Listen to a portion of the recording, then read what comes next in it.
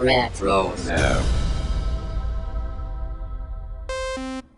Hi, this is Vanessa Marshall, voice of Hera and Rook Cast, and you're listening to Dennis and Jay on Podcast Stardust. Their behavior is continually unexpected.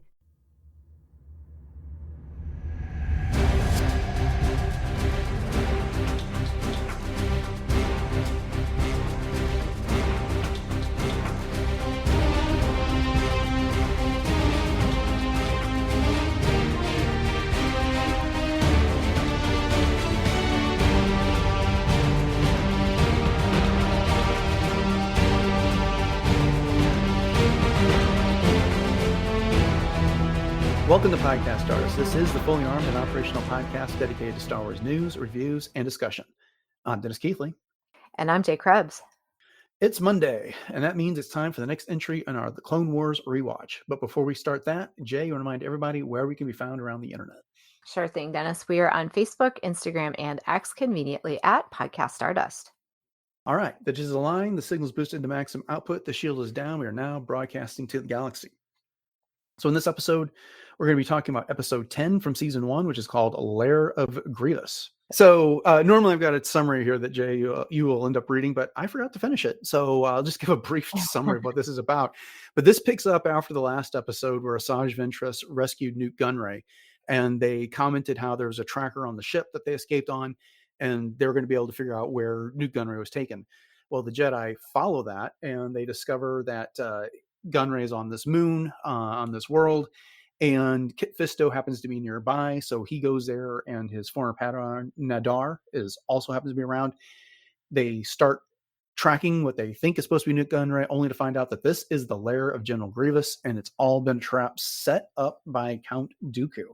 And it's kind of a trap for Jedi and a test for Grievous, after he hasn't exactly been performing up to standards recently. We've kind of commented on that with all the amount of times he's fled from the battle. So yeah, at the end, everyone but Kit Fisto perishes for the Republic side of things, and he makes a getaway on that. So yeah, that's our quick and dirty summary on the episode. Jay, what'd you think about this one overall? Okay, so this, first of all, I have to say, excuse my voice because I kind of sound like Grievous just a little bit here tonight. But at any rate, this was such a fantastic episode. It was so well crafted, and I see that you have it in our notes here with the backstory of Grievous, and I was always fascinated by Grievous, anyways. And there was a really great article about Grievous's backstory in one of the Insider magazines. I remember way back, and there was like a one-shot, like short story kind of a thing, and this episode is just creepy. You get to see these inner workings of what's going on with Grievous and his little doctor and all of the things that are going on with that. But I also appreciated the fact that, we got to see Kit Fisto. And I was trying to remember back when, first seeing this. And I just, in general, really appreciated seeing all the Jedi kind of highlighted, and we talked about this last week with Luminara and her being highlighted in that episode, and then Kit Fisto being highlighted in this episode. And it was just such a great feeling to be able to see all these Jedi that we were very, very shortly introduced to, if you will, in the movies, just coming back and actually having their little, almost like featurettes. But from start to finish, I love this episode so much. And I forgot how much I loved it. Oh yeah. I agree with you. It is a creepy episode, and it occurred to me while I was watching this again that this is like perfect for Halloween. Oh time. yeah, I was thinking the same thing. Yeah, so this is definitely a good episode for this time of year. And to your point about how Kit Fisto gets here, we see Ahsoka briefly in this episode at the beginning when her and Luminar are just kind of passing off the mission to him on this, but otherwise there's no Anakin, no Obi-Wan, and very little Yoda at the end of this. And it really is a Kit Fisto centric, and it was kind of the way that they were talking about Clone Wars, as you were suggesting back in the day, that this was going to be a collection of episodes that span the galaxy and tell the story of all these Jedi and other characters as the Clone Wars raged on. But over time, it really did focus more and more on our big three of Anakin, Obi-Wan, and Ahsoka. Right. some Yoda thrown in there, and then of course Rex and some of the clones and stuff like that. And they got away from highlighting the other Jedi as much as they did. But Hmm. season 1 did a great job with that, Oh, really yeah. bringing in like, Jedi of the week type of a thing here. Yes. Yeah, that's a good So, way to look at it. Yeah. It's like, mhm. and this week's special guest star is. Exactly. So, yeah, you brought up Kit Fisto. Of course, we get to see really not that much of him in the movies. The most two dramatic things I can think of are Attack of the Clones, when C-3PO's had his head attached to a battle droid body. Fisto uses the Force to knock him over, and then kind of grins before leaping away to get into more Hmm. battles. And then in Revenge of the Sith, he's one of the 3 Jedi that goes to fight Darth Sidious to arrest Palpatine. And of course, that does not turn out well for him there. But so, yeah, we get to hear him talk, which had never happened Hmm. before here as well. And Phil Lamar does the voice here. So, what do you think about Kit overall? No, I thought it was a fantastic representation. Mhm. And you really do get a chance to value a little bit more what his skills are as a Jedi, because obviously he, as you mentioned, he was one of the few Jedi that were sent to face Palpatine slash Sidious, and there was a reason for that. And he's Mhm. very formidable, and he's very cunning as a warrior, and he's just very demure in his way of handling the Force. And even the whole time with um, Nadar, he kept saying, "Oh, now, just because you have power." And he was like, and that was the whole cookie too at the very beginning, the little Mhm. fortune cookie. And just more of a centered Jedi than Nadar, who was extremely impulsive. Yeah. Yeah. I thought Kit Fisto was really fantastic in this, and he Hmm. became one of my favorites until they just kind of quit featuring him for that Yeah, reason. which is Because unfortunate. Yeah. yeah, they picked out a great voice for him. The way he fought, he went toe to toe with Grievous, and just when it looked like he was giving up, he pulls off that leap onto his starfighter flown by his droid and gets away. R6, I believe was the droid's name, Yeah. and just the way he kind of is the older, wiser statesman in this. For instance, when they get to this moon and it's fog covered, and Nadar uses the Force to part the fog so they can see the entrance into this lair, and the clones want to use a thermal detonator. Nadar wants to use his lightsaber. And Right. Kit's like, let's just take a closer look, and then he finds the panel to switch. Hit Hmm. the switch and the door opens. So it's just this older, wiser guy, and he kind of you're right. The contrast between him and Nadar is where Nahdar is losing it, getting angry, getting upset by everything that's going on in this war. Kit Fisto relies on that inner peace and calmness to get through all of this. Right. And did you find that that was, in contrast to each other, was very extreme, being Master and Padawan? Because I realized that, for example, Obi-Wan and Anakin are not Mhm. exactly aligned in the way that they handle things, but it just seems that Nadar was so opposite of Kit that Yeah, it almost seemed like they were a very mismatched pair as Master and Padawan. Or do you think that maybe Nadar kind of got a little overconfident once he became a true knight? I think your last suggestion there is what happened, as a matter of Mhm, fact, because there's this mention that Kit Fisto wasn't able to be around for the trials because mhm. of the war. And so Nadar, passed the trials, he became a Jedi Knight, and he's been doing things on his own.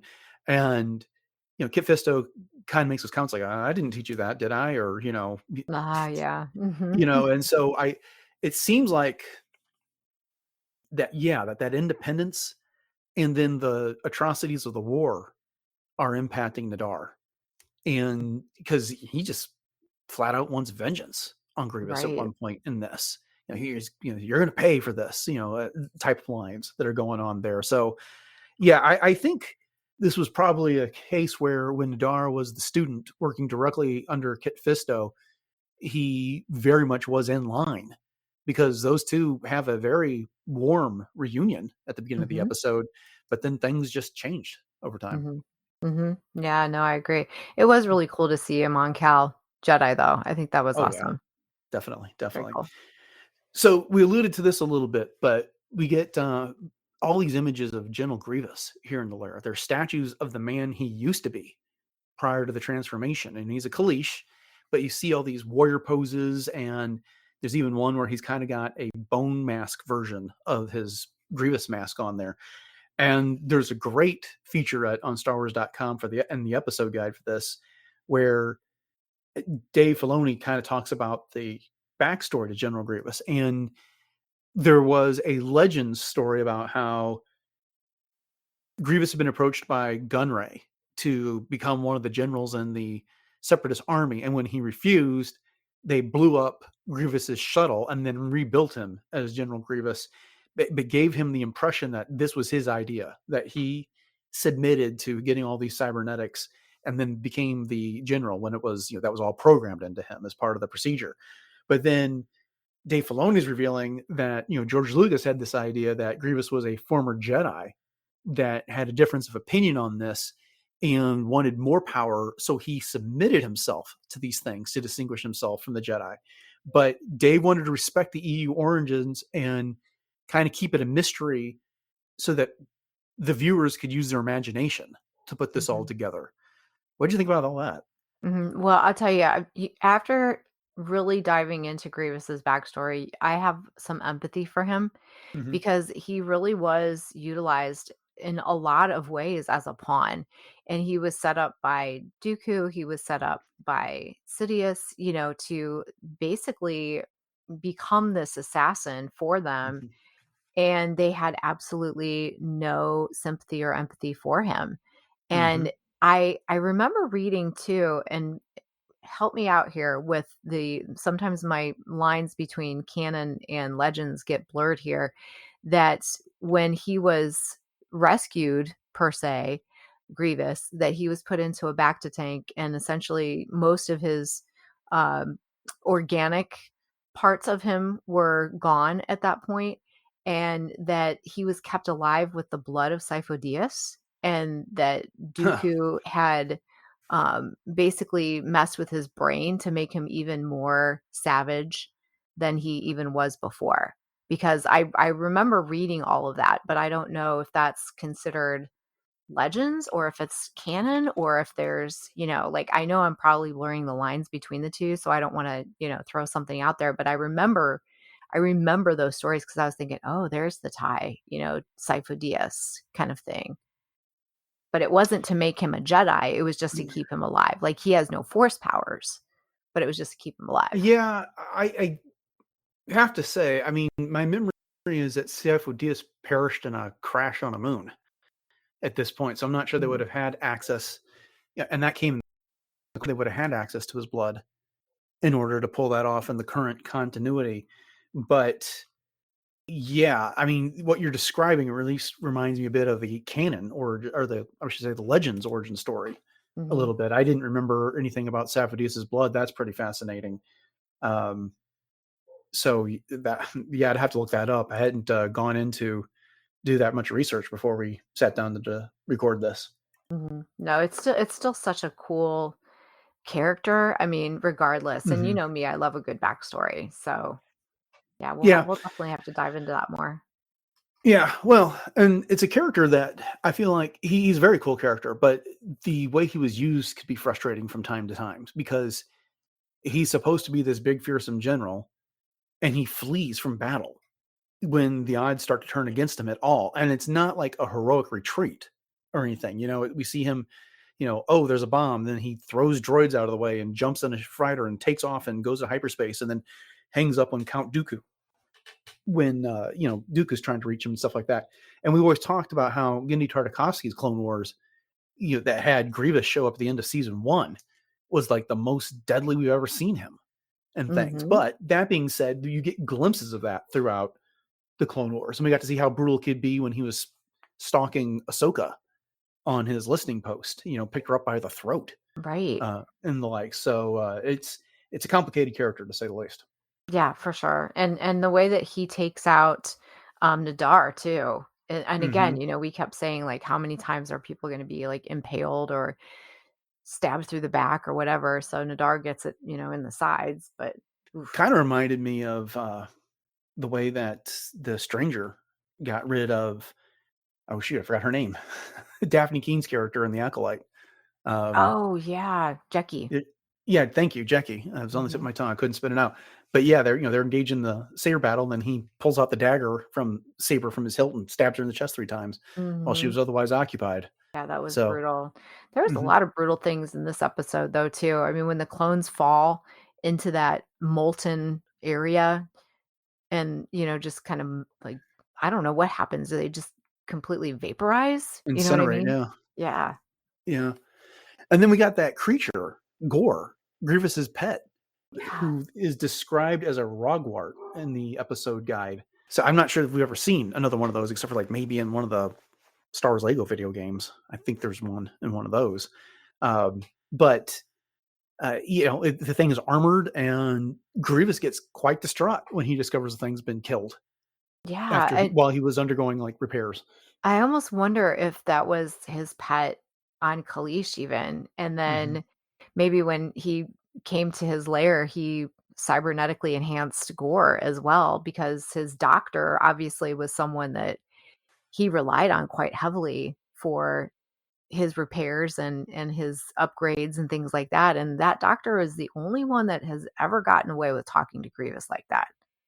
Yeah, and I think the only way he can is because Grievous is so reliant upon him Right. to handle Exactly, the or repairs. Of was. course, yeah, the doctor got destroyed by Kit Fisto and all of this, and but I mean, Grievous's lair is like it's full of replacement parts. Right. They just crank that stuff out en masse. I mean, I'm assuming Grievous abandoned that lair after that because he can't really stay. The Jedi would just send a task force after. It's Mhm. one thing to when you have the upper hand in the surprise on 2 Jedi, but you send a dozen Jedi and a battalion of clones to wipe out the base. I'm assuming he had to move and take all that stuff with him. Mhm. But yeah, that whole place was just creepy. When he had his legs sliced off at the beginning, and then he's like climbing through the halls by like the ceiling, Yeah, yeah, and it or was like, alternately the like old scuttling across the floor like a spider. very creepy, Yeah, and but they could have dialed perfectly that up creepy, too. Yeah. honestly. Oh, yeah. Mhm. But So then to good. your point about like how violent this one episode is, and then like some of the ways that people have perished, the clone commander in this one gets grabbed by Gore. Gore grabs him with his tail, and then while he's trying to Gore, that is trying to fight off the 2 Jedi, Kit Fisto and Nahdar, he just slams the commander like full force into the ground to kill him. Yeah, yeah, that was cringy. That was so Hmm. cringy. Hmm. And And did of you course, ever wonder why, when we're talking about all these cybernetic parts, I mean, I'm thinking obviously they were provided by the Separatists, most likely, and Count Dooku, but what were they made out of? Because he was obviously very destructible. hmm, Like were his parts made out of things like Durasteel or, some of the same things that like the clone armor would have been made out of? Because you would have thought that they would have maybe invested a little bit more into his cybernetic parts. You know what I mean? Not necessarily Beskar because that was probably very difficult to come by, but yeah, yet rare. again, Yeah. yeah, but yet again, if they would have just, it's almost like you get what you pay for kind of thing. When you buy something that's really expensive and it's going to last longer, you know what I mean? Than Hmm. something that you just like band-aid and then just keep putting cheap parts on and you're going to end up spending more in the end. Yeah. So a couple thoughts on that. Grievous was recruited because he's supposed to be this great military genius, Mhm. and he's in control of all the battle droids and that part of the war for the Separatists. So that's part of why he's valuable, not just because he. And then the other part is that he is a skilled hand-to-hand combat warrior and can fight Jedi. We see him go after Obi-Wan Kenobi in Revenge of the Sith, and then we've seen him in other instances, especially the Clone Wars, fight with Jedi all the time. I agree. You want to try and make him as strong as powerful as possible, but they're likely kind of limited in the choices they can make because just think of all the things that we see Grievous do. He flips around and he can separate his arms real quick, and and spin fast, and he's got to be so he can't exactly have a lot of heavy components Mhm. there. So again, this is me theorizing on the fly, but you would have to use something that is as durable as you can make it, but as light as you can make it, so he's capable of engaging in all of this lightsaber combat and other martial activities against multiple opponents at one time. Mm-hmm. Mm-hmm. No, that Because makes sense. I mean, it's not like Darth Maul went around wearing a whole ton of armor either. And Darth Vader's armor was really just a iron lung when it came down to it. And they Yeah. could have made his much more powerful than it was, but Oh, for we've sure. seen his mask get cracked open a number of times. Mm-hmm. Mm-hmm. So, okay, well then, this episode ends with that reminder from Yoda that they got to be mindful because this war risks turning them into the things that they are fighting against and compromising their identity about this. And it's just kind of that was good you noticed that, but you all never you never really learned that lesson. It's why you all met your downfall by the end of the Clone Exactly. Wars. Yep. The hubris, as Luke called it, for sure. Yeah. Yeah. They lost their way and they paid for it there in the end. Mm-hmm. So, Indeed. okay. Well, that kind of brings us to the end of the episode. Do you have any final thoughts before we wrap it up? Well, again, I love this episode. I just thought it was so deliciously creepy and fun to get into that backstory of Grievous. And, as cringy as it was at times, it also just really built a great story. And once again, it just made me rethink Grievous in a different way and revisit that idea that, maybe he was also just being used as a pawn. And even though he was brutal and so deceptive and as we've called him even a coward at times, there's something in there that you go, okay, what's making this guy tick, kind of a thing. And I love being reminded of that kind of stuff in Star Wars. And again, just Yeah, seeing Kit Fisto was amazing. So yeah, I definitely give this one 5 stars, 5 out of 5. definitely. Yeah. Yeah. I'm with you on that one. And what, to your point, it was kind of cool to see Dooku set this whole thing up as a chance for Grievous to prove himself and for them to let Grievous know that they're disappointed with him and that they're calling his leadership and his abilities into question. But at the same time, hey, we can sacrifice a few Jedi in the process. So Yeah. Yeah. Sith manipulation at its finest. All Indeed. right. So a note before we wrap this one up. The next two episodes of the Clone Wars are Dooku Captured and the Gungan General. We've already covered these two episodes on the podcast as part of our Hondo Anaka series. So I'm going to try and remember to rebroadcast these two episodes on off days from the podcast. So maybe Tuesday, Wednesday, or this coming weekend or something like that. So look for a couple of bonus episodes in your feed that will be, again, these two episodes of previous discussions that we recorded.